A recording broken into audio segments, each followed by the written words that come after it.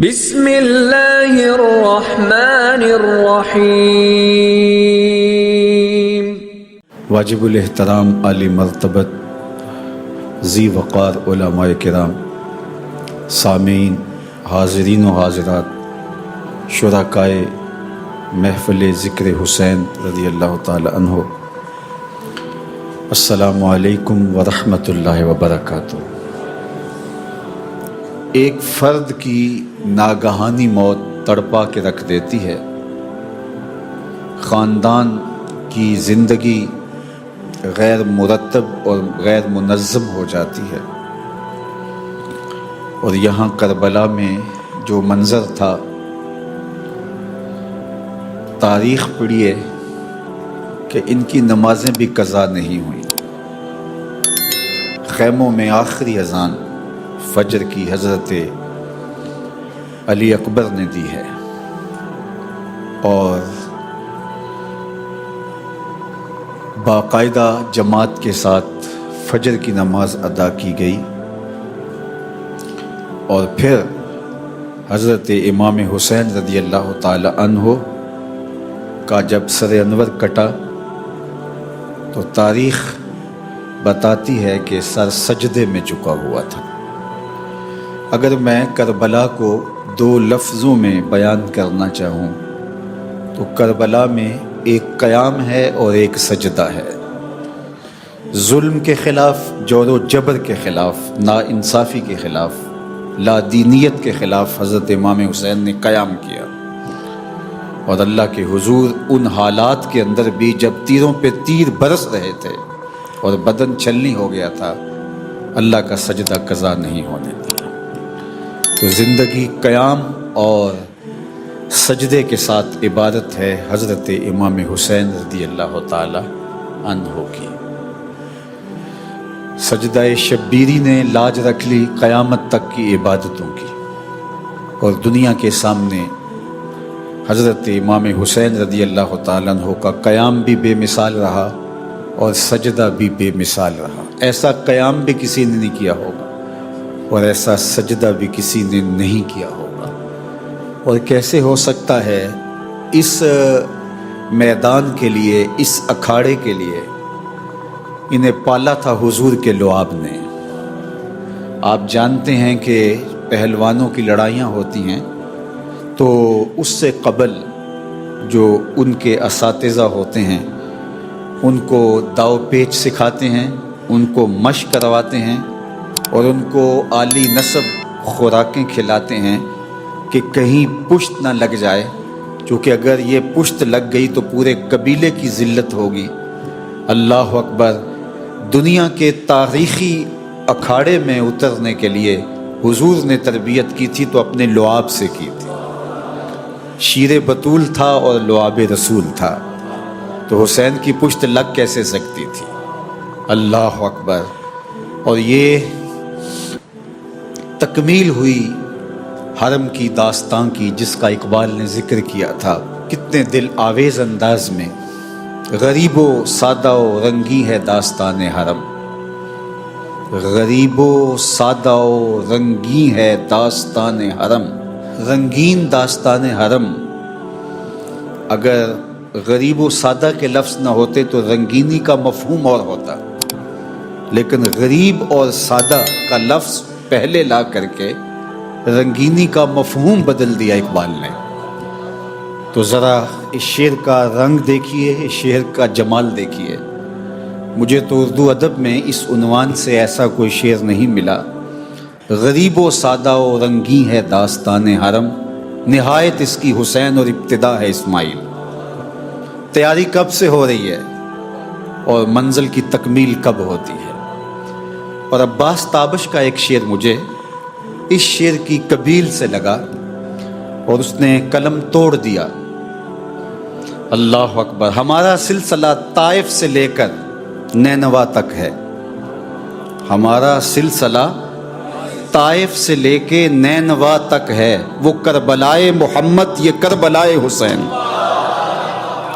وہ کربلائے محمد، یہ کربلائے حسین۔ سب سے زیادہ دکھ اللہ کے محبوب کو طائف میں پہنچا تھا۔ آج بھی اس مٹی کے ذروں سے درد پھوٹتا ہے.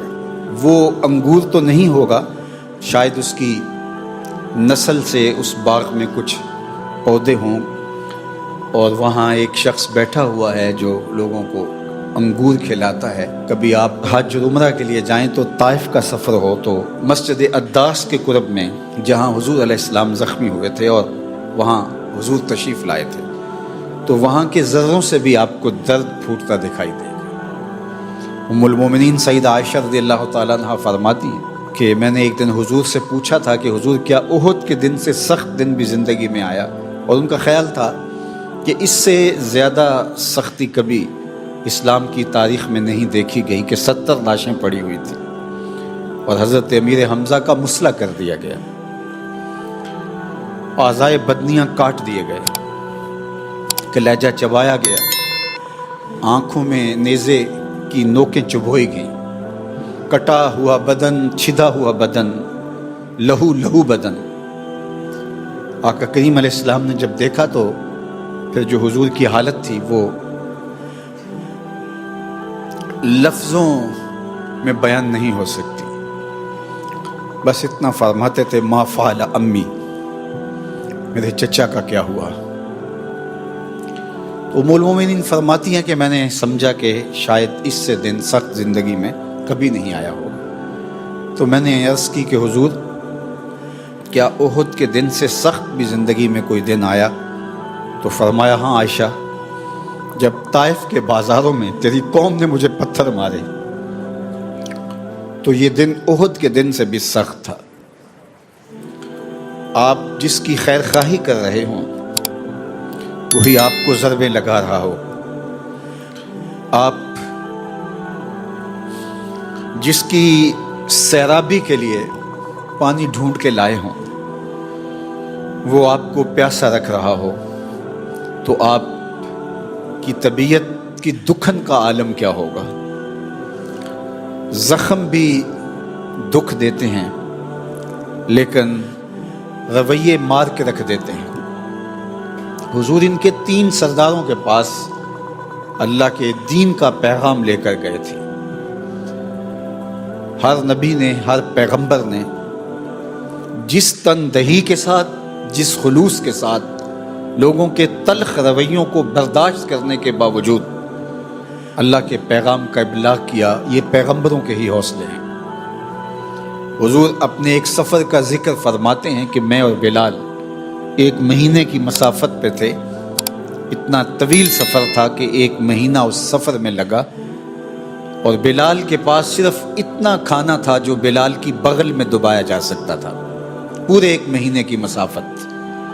حضرت امام فخر الدین رازی نے لکھا کہ مکے سے لے کر طائف تک 70 ایسے نبیوں کی قبریں ہیں جن کی وفات صرف بھوک کی وجہ سے ہوئی ہے. تو یہ ٹریننگ ہوتی آئی ہے. بلکہ اگر آپ اس تاریخ کو اور پیچھے لے جائیں تو جناب آدم علیہ السلام کو خلیفہ دنیا کے لیے بنایا گیا تھا، زمین کے لیے، لیکن جنت میں ان کو پہلے رکھا گیا اور پھر جنت سے وہ زمین پر لائے گئے، اور پھر وہ 309 سال تک مسلسل روتے رہے. تو گویا ان کے دل کو درد کی لذت سے آشنا کیا گیا. حضرت اسماعیل علیہ السلام رضائے الہی کے لیے اپنی گردن چھری تلے رکھ دیتے ہیں اور کوئی عذر پیش نہیں کرتے. انسان کی طبیعت پر جو چیزیں شاق ہوں ان کو قبول بھی کرے تو 100 بہانے پہلے کرتا ہے.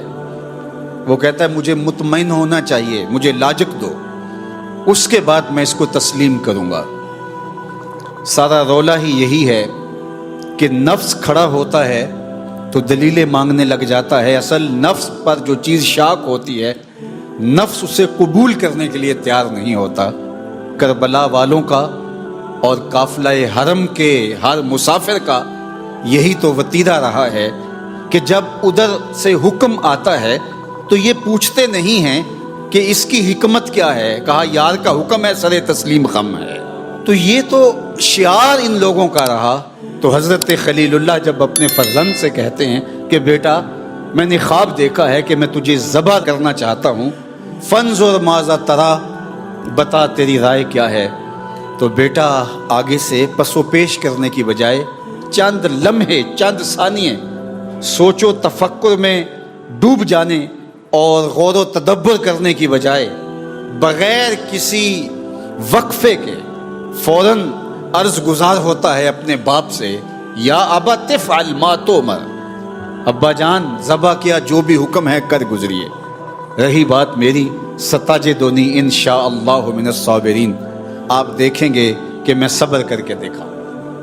اللہ اکبر، یہ ابتدا تھی۔ اللہ جل شانہ نے حضرت اسماعیل علیہ السلام کو بچا لیا، چونکہ ان کی نسل سے حضور علیہ السلام کا ظہور ہونا تھا، لیکن وہ قربانی جو مینڈے کی شکل کے اندر جناب اسماعیل علیہ السلام کے بدل کے طور پہ وہاں پیش کر دی گئی، اس قربانی کو باقی تو رکھا گیا تھا، اور ذبح عظیم کی یہ شکل زمانے نے دیکھنی تھی۔ اللہ اکبر، اور وہ کب سے تیاری ہو رہی تھی؟ جبریل امین آ کے حضور کو بتا رہے تھے کہ چھری وہاں سے تو اٹھا لی گئی، آپ بھی ابن الذبیحین ہیں، دو ذبیحوں کے بیٹے ہیں، آپ کے والد بزرگوار کے حلق سے بھی چھری اٹھا لی گئی، چونکہ اگر اسماعیل کی گردن پہ چھری چل جاتی تو کائنات باغ خلیل کے اس گلے رانا کو نہ دیکھ پاتے، اور اگر حضرت عبداللہ کی گردن پہ چھری چل جاتی جو حضرت عبد المطلب نے خواب دیکھا تھا، تو زمانے کو حضور کی صورت کے اندر ہادی اور رہنما کیسے ملتا؟ اب حضور تو آگے تھے، اب جب چھری آئے گی تو پھر وہ ٹلنے والی نہیں ہوگی۔ اور اب جبریل بتاتے ہیں اور حضور علیہ السلام کی آنکھیں بہنے لگ جاتی ہیں، اور ام سلمہ رضی اللہ تعالی عنہا کو حضور باقاعدہ مٹی بھی عطا کرتے ہیں کہ یہ مٹی ارض کربلا کی ہے، اور جب خون بن جائے تو سمجھ لینا کہ میرا بیٹا شہید کر دیا۔ اور ادھر حضرت حسین ابن علی سے غیر معمولی محبت ہے، پیار ہے۔ حجرہ فاطمہ کے قریب سے گزرتے ہیں تو جس طرح بچے بچپن میں رو دیتے ہیں، تو حضرت امام حسن رضی اللہ تعالیٰ عنہ اور امام حسین رضی اللہ تعالیٰ عنہ بھی بچپن میں کبھی روتے تھے تو حضور علیہ السلام دل گرفتہ ہو جاتے اور آپ پیغام بھیجتے، فاطمہ حسین کو رونے نہ دو، لِأَنَّ بُكَاءَهُ يُؤْذِينِي، اس کا رونا مجھے تکلیف دیتا ہے۔ اللہ اکبر، شہادت کا دولہا بنایا جا رہا ہے، اور لعاب سے حضور علیہ السلام حضرت امام حسین کی پرورش کر رہے ہیں۔ پیاس تو شدت کی تھی، کربلا کے اندر زبانیں کانٹا بن چکی تھی، حلق خشک ہو گئے تھے، اور گرمی تھی کہ الامان والحفیظ، لیکن اس کے باوجود کربلائے حسین میں زمانے نے حضرت امام حسین کی استقامت کو دیکھا، اور آخری وقت تک اپنے موقف پہ کھڑے رہے۔ یہ قیام تھا، اور جب قیام مکمل ہو گیا، یزید بیعت لینے میں ناکام ہو گیا۔ یہی مطالبہ تھا یزید کا۔ بیعت کیا ہے؟ بیعت بے سے ہے، اس کا معنی بک جانا ہے۔ آپ لغت کی جتنی کتابیں دیکھ لیں تو آپ کو یہی مفہوم ملے گا۔ بیعت کا معنی بک جانا۔ یزید امام حسین کو کہتا تھا کہ میرے ہاتھ پہ بک جاؤ۔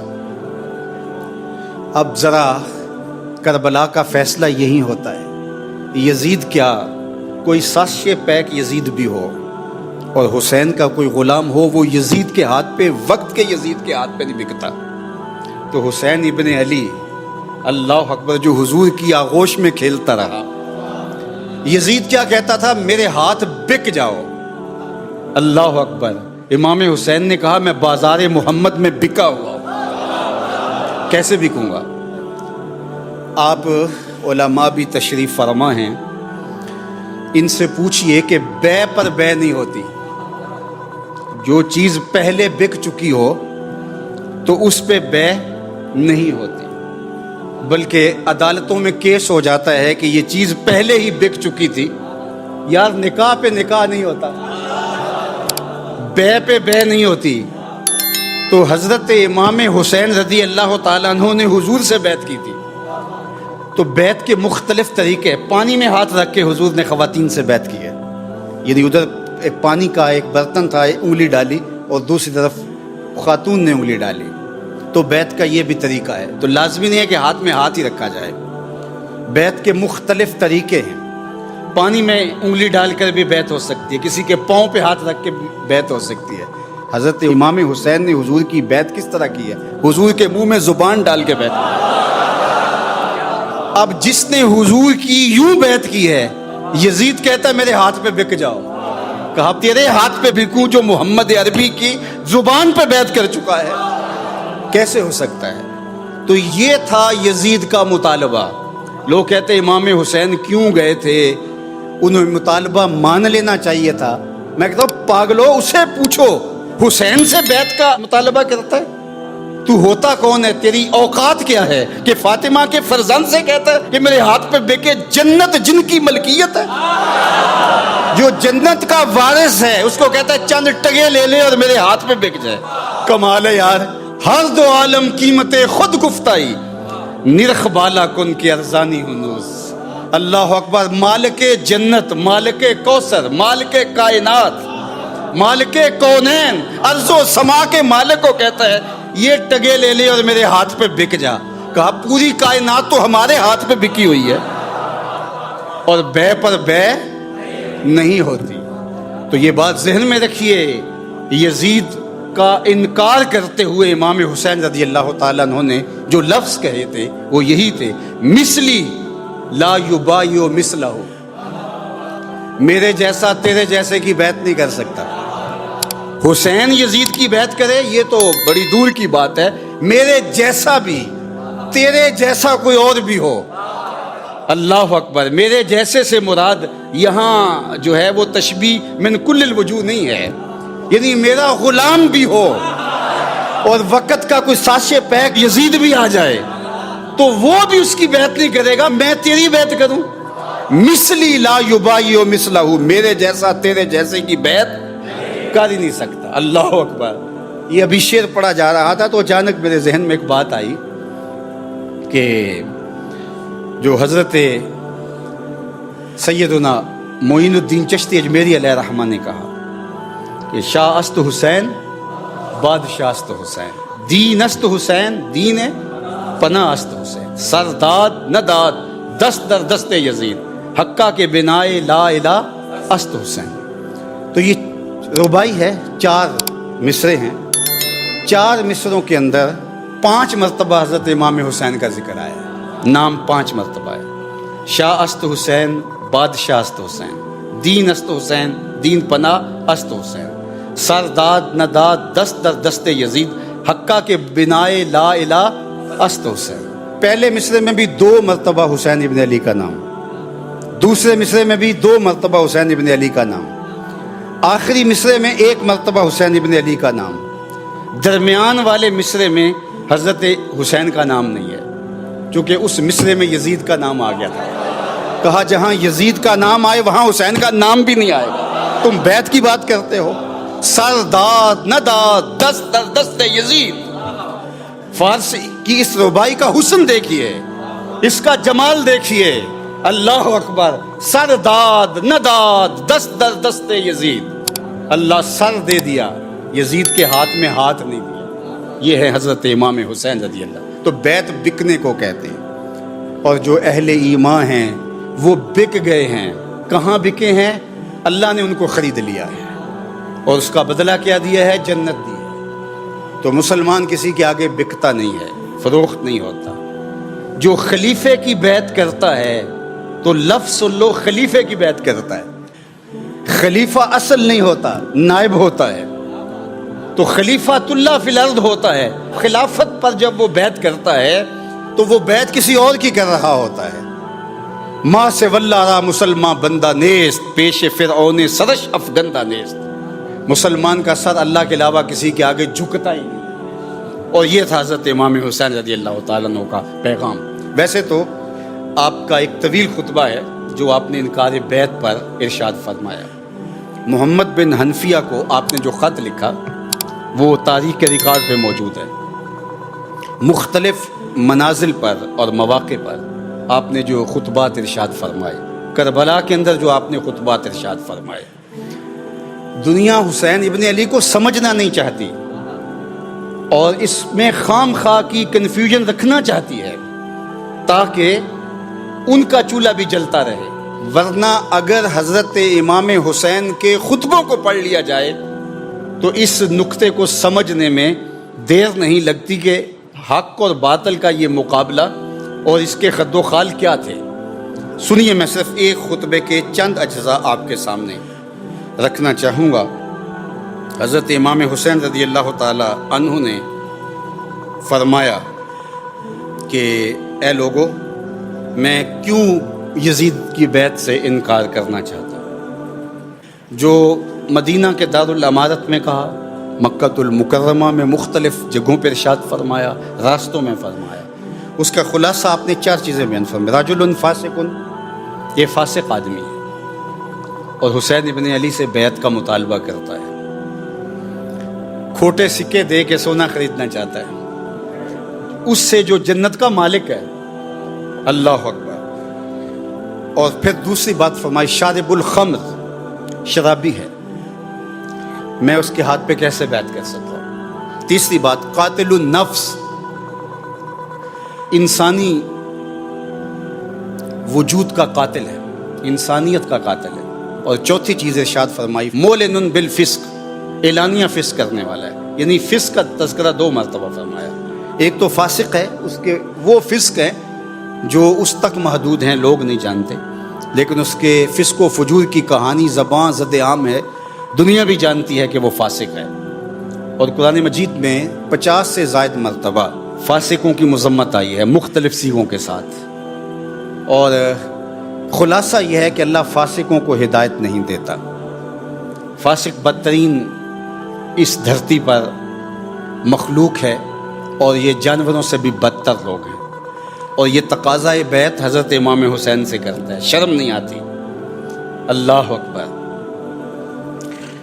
تو حضرت امام حسین رضی اللہ تعالیٰ عنہ نے جو طویل خطبہ دیا وہ یہ تھا، من رآ منکم سلطانا جائرا مستحلا لحرم اللہ،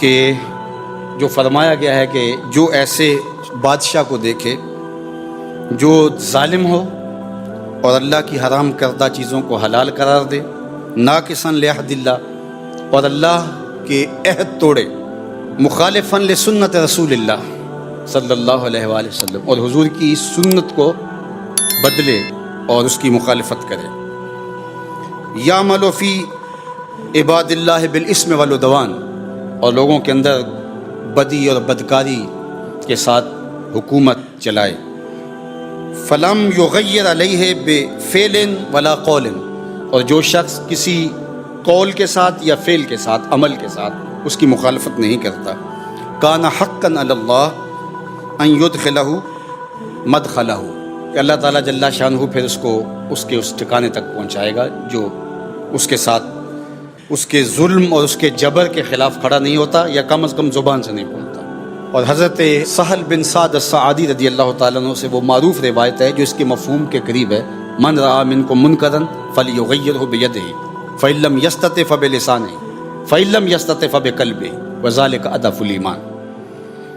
اب یہ ساری بیان چیزیں کرنے کے بعد حضرت امام لوگوں کو کھڑے ہو کے خطبہ دے رہے ہیں، اور فرمایا، وَقَدْ عَلِمْتُمْ أَنَّ هَؤُلَاءِ الْقَوْمَ قَدْ لَزِمُوا طَاعَةَ الشَّيْطَانِ، یہ خطبے میں ارشاد فرما رہے ہیں، اور یہ لفظ وَقَدْ عَلِمْتُمْ، اے لوگو تمہیں پتہ ہے، یہ کوئی چیز چھپی ہوئی نہیں ہے، یزید کے کرتوتوں کا تمہیں علم ہے کہ اس شخص نے، اس قوم نے، اور یزید اور اس کے حواریوں نے قد لازموا طاعت الشیطان، شیطان کی فرما برداری کو لازم کر لیا، اپنے اوپر شیطان کی غلامی کا پٹا پہن لیا، وتولوا عن طاعت الرحمن، اور انہوں نے اللہ جل شانہ کی اطاعت سے رخ پھیر لیا ہے، وَأَظْهَرُوا فساد، اور فساد بپا کر رکھا ہے، وَأَطَّلُوا الْحُدُودَ، اور حدود کو معطل کر دیا ہے، وَاسْتَأْثَرُوا بِالْفَيْءِ، اور حکومت کا مال کھانا شروع کر دیا ہے، سرکاری خزانے کو لوٹنے لگے،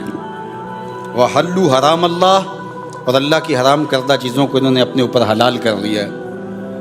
وحرموا حلالہ، اور اللہ کی جو حلال ہیں ان کو اپنے اوپر انہوں نے حرام کر لیا، اور جو حرام ہے ان کو اپنے اوپر حلال کر لیا. یہ سب کچھ بیان کرنے کے بعد، لوگوں کو باور کروانے کے بعد فرمایا وَإِنِّي، یہ لفظ سنیے، وَإِنِّي أَحَقُّ بِهَذَا الْأَمْرِ، لہٰذا میرا حق بنتا ہے کہ میں کھڑا ہوں. وَإِنِّي أَحَقُّ، سب سے زیادہ میرا حق بنتا ہے کہ میں اس جبر کے خلاف، اس ظلم کے خلاف، اس جور و زیادتی کے خلاف، اس ناانصافی کے خلاف، اس لا دینیت کے خلاف، شیطانی قوتوں کے خلاف، ان باغیانہ روشوں کے خلاف میرا حق سب سے زیادہ ہے کہ میں کھڑا ہوں. کیوں؟ فرمایا لِقَرَابَتِي مِن رسول اللہ، اس لیے کہ میں نے حضور علیہ السلام کے لعاب کو چاٹ کر کے، حضور کی زبان چوس کر کے، اللہ کے محبوب کی گود میں کھیل کر کے، اللہ کے محبوب کی آغوش میں تربیت پا کے دین سیکھا ہے. اگر آج حسین نہیں کھڑا ہوتا تو کون کھڑا ہوگا؟ تو مشکل کے اس وقت میں میرے اوپر لازم ہے کہ میں میدان عمل میں کھڑا ہو جاؤں. تو حضرت امام حسین رضی اللہ تعالی عنہ نے پھر یزید کے خلاف قیام کیا اور قیام کا حق ادا کر دیا. اللہ اکبر. مشکل وقت میں انسان اپنے بچوں سے مجبور ہو جاتا ہے، خواتین سے مجبور ہو جاتا ہے، بوڑھوں سے مجبور ہو جاتا ہے. بھوک کمر توڑ دیتی ہے، پیاس سے انسان نڈھال ہو جاتا ہے، خوف توڑ کے رکھ دیتا ہے. ہم نے مضبوط سے مضبوط ترین لوگوں کے نظریے بہت کم قیمت پہ تبدیل ہوتے دیکھے، اور تھوڑی سی سختیوں اور تکلیفوں سے لوگوں کو راستے تبدیل کرتا ہم نے دیکھا ہے. ایسی بہت ساری کہانیاں آپ کے ذہن میں، آپ کی سوچوں میں، آپ کے خیالوں میں بھی گردش کرنے لگ گئی ہوں گی. لیکن 6 ماہ کے علی اصغر سے لے کر کے حضرت امام حسین تک، خواتین سے لے کے مخدرات اسلام سے لے کر کے زخمیوں اور بیماروں تک، حضرت امام حسین رضی اللہ تعالیٰ عنہ کا ہر ساتھی اس قیام میں آپ کے سامنے اس طرح کھڑا ہے کہ جب 9 کی شب کو چراغ بجھا دیتے ہیں کہ لوگوں اگر تم جان